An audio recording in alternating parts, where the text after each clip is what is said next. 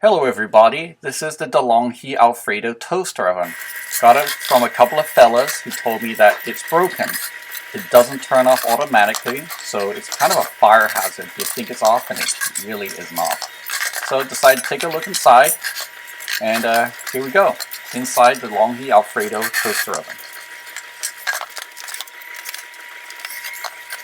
This one was actually pretty simple to take apart. There weren't that many screws. I've taken apart other toaster ovens to replace the heating element, and man, those are a lot of small screws. This one didn't have that many. It's pretty simple build, as you can see here.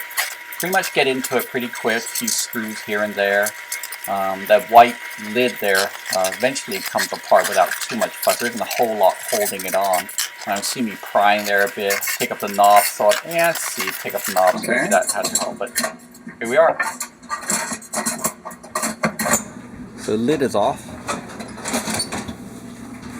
Okay, so this is, looks like the heating element electronics. Let's go take a look at the front panel. So looks like the door is right here. So disconnect the spring.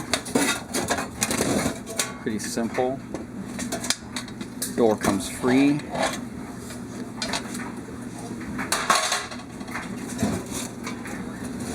That's it. Just simply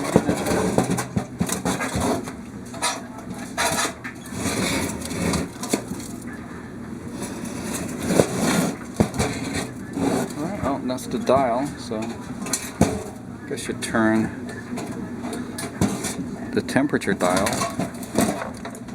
Turns that in there. There it is. That turns that. Okay, there it is, toaster oven, disassembled.